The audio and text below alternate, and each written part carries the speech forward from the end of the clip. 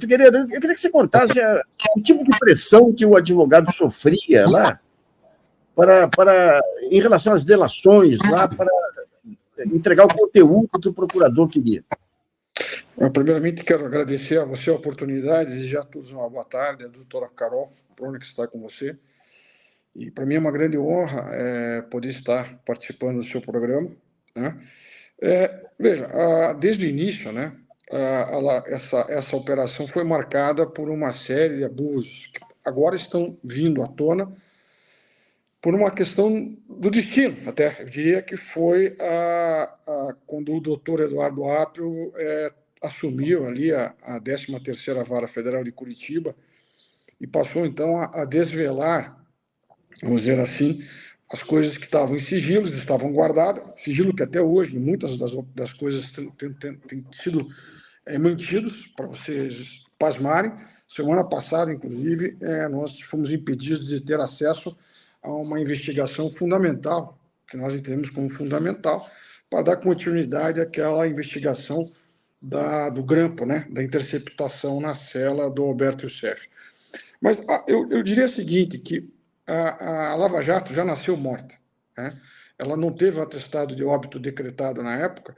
Eu até peguei a entrevista da doutora Carol Prona, por causa do que ela falou, que é a pressão midiática que foi feita e foi crescendo em torno dessa base criada pelo Sérgio Moro, cuja garantia dos acusados era ele mesmo. A garantia era única, era ele dar que ele tinha aquela parceria com a Força Tarefa. Em 2014, nós denunciamos ao ministro Teori Zavascki, no âmbito da reclamação 17.623 do Paraná, o comportamento abusivo do Sérgio Moro, porque em maio de 2010, ele pasmar isso, doutora, ele já havia se dado por suspeito dentro dessa investigação, cuja origem é um inquérito lá de Londrina, que investigava o próprio Alberto Youssef. Ele se deu por suspeito, dizendo que não poderia mais atuar em nenhum processo que envolvesse o Alberto Youssef.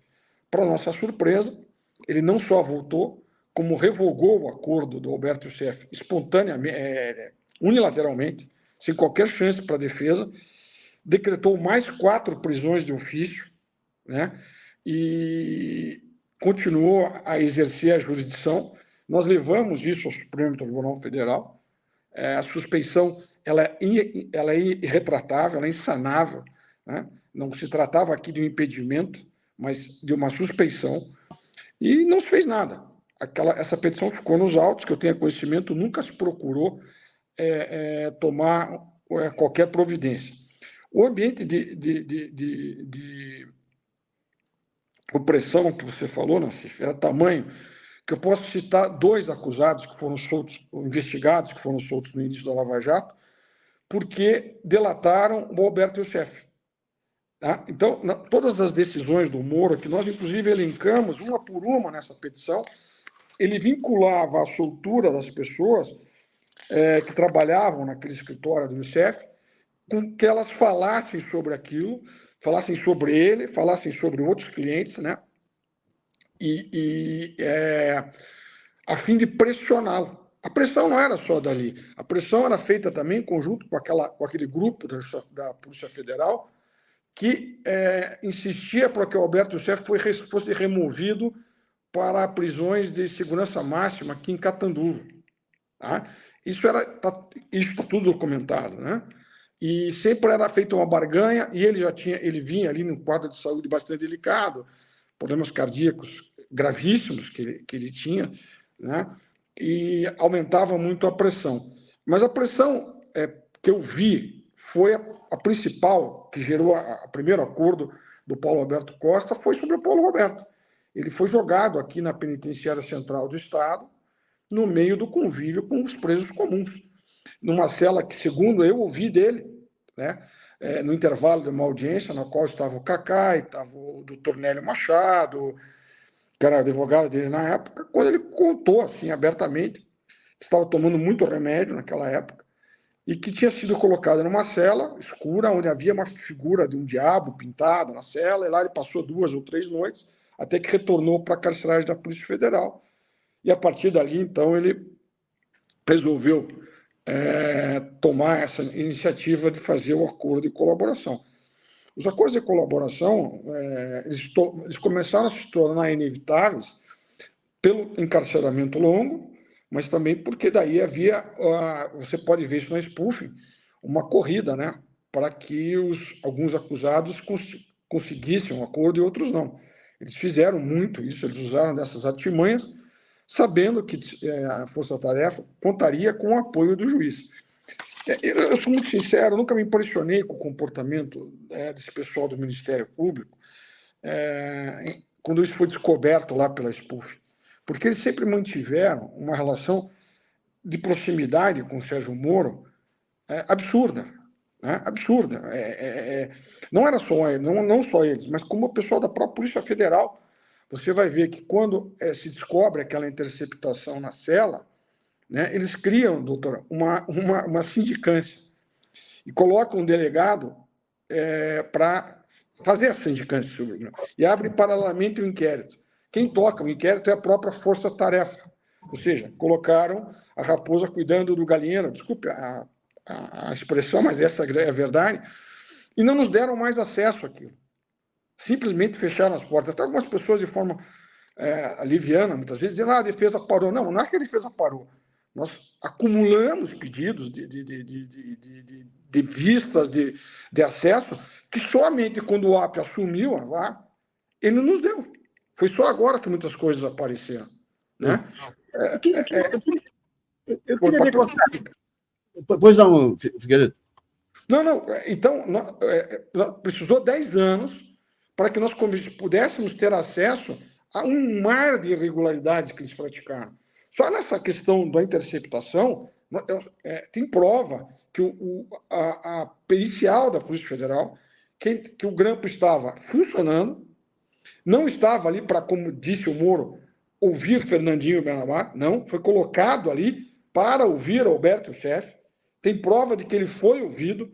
Aí eles suscitam o seguinte, mas não se sabe se foi usado. Bom, isso pouco importa, se foi usado ou não. Como é que se vai descobrir como é que eles usaram isso como inteligência dentro da investigação? Estava a arbitrariedade provada. Eles forjaram uma sindicância, a 04/2014, na qual eles disseram que esse aparelho não funcionava, eles disseram que era para ouvir o Fernandinho Beiramar e arquivaram a sindicância. Pois bem, não satisfeitos com isso, mesmo contrariando a Polícia Federal, o Ministério Público deu um parecer para arquivar o inquérito que estava apurando as escutas na cela. Não houve motivo de surpresa que aquilo foi arquivado em menos de 24 horas. Se vocês pegarem a spoofing, tem uma conversa lá do Orlando Martello dessa época, que diz o seguinte: precisamos cuidar da interceptação, senão qualquer advogado porcaria vai anular tudo. O Deltan fala para ele, mas que interceptação? Da cela do Alberto Youssef. Tá? Não demorou uma semana para que o inquérito fosse arquivado e fosse tudo resolvido. Longe da defesa, como sempre. Né? Pois bem, se instaurou uma nova sindicância, que é a 5/2015, onde a fraude veio totalmente desmascarada. E, especialmente, um delegado da Polícia Federal afirma, sem nenhuma dúvida, o seguinte: tudo que eu fiz na sindicância 04/14 foi a mando do doutor Sérgio Moro. Eu não podia despachar, veja bem, sindicância interna da PF, eu não podia tomar nenhuma atitude sem que ele ficasse sabendo com antecedência. Então, ele tinha o controle de toda a investigação.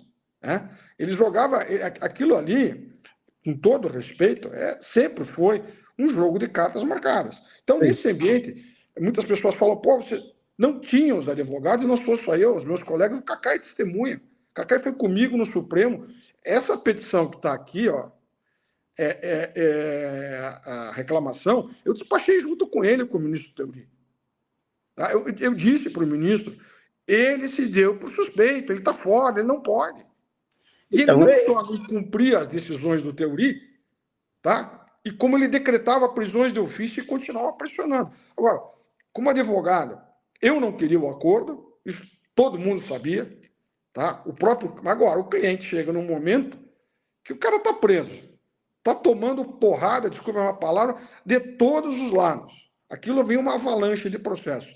O Carlos Santos Lima, que era o mentor intelectual da Força Tarefa, me disse um dia: eu vou especializar uma vara para processar o Alberto Youssef. Eu falei para ele: você faz o que você quiser, se você tem esse poder todo, então faça, né? Quer dizer, esse ambiente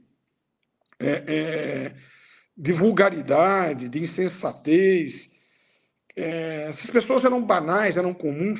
Você diz vulgaridade porque aquele conteúdo da spoofing é de uma vulgaridade, assim, é uma coisa absurda. Eles confundiam imparcialidade com indiferença. Não, ali as observações sobre a morte da esposa do Lula e outra é um dos capítulos mais tenebrosos